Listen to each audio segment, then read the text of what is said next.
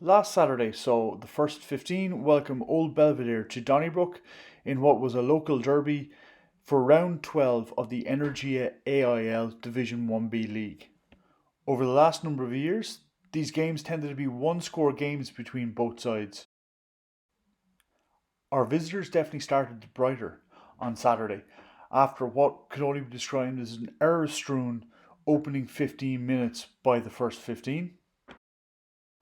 Having found themselves in several advantageous attacking positions, it was just very often a matter of the final pass not going to hand or the right decision being made by the first team on Saturday. But what was to follow? When trying to play out of their own 22 after 10 minutes, Old Wesley were turned over at ruck time.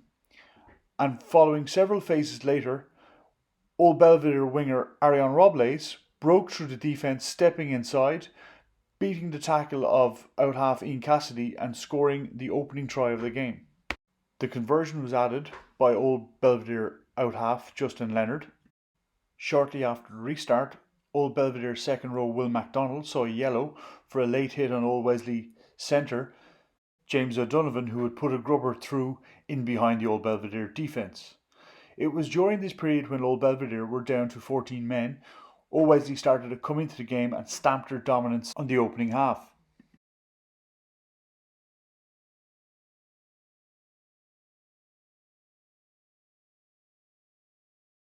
After a great counter-attack started by winger Tommy O'Callaghan, Old Wesley moved the ball from left to right, eventually working it wide on the wing to back row Will Fay.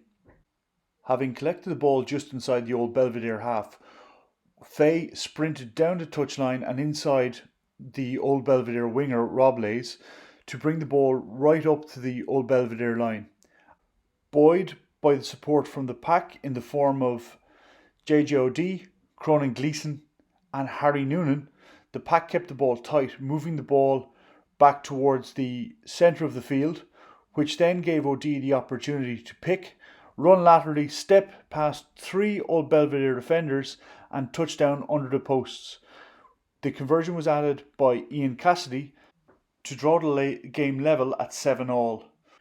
Wesley continued to have large passages with the ball in hand over the next 15 to 20 minutes, but the Old Belvedere defence held firm and strong, not allowing Wesley gain too much traction inside of the Belvedere 22.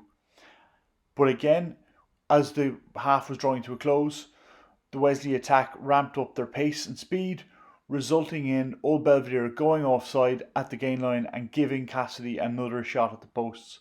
Cassidy gladly accepted and extended the lead out to 10-7, Wesley taking the first lead of the game 3 minutes before the half. But the Wesley scoring in the first half was not done.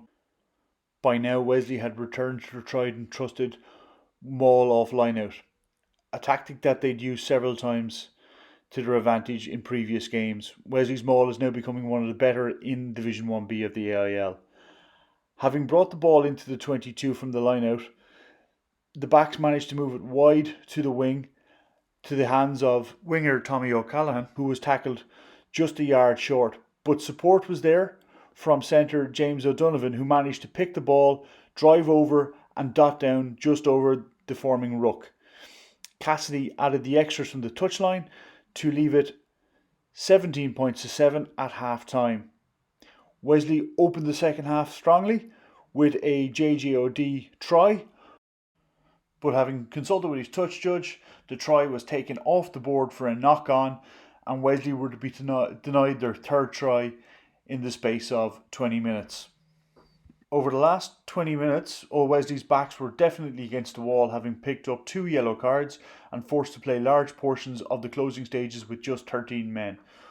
But again, returning to the line-out maul, their tried and trusted line-out maul, Ben Burns managed to squeeze over in the corner when breaking off the tail to extend Wesley's lead to 22 points to 7, and that's where the game finished. Having the kickoff going out in the full time was blown by Dermot Blake, and Wesley picked up a vital 4 points in an incredibly hard-fought home tie.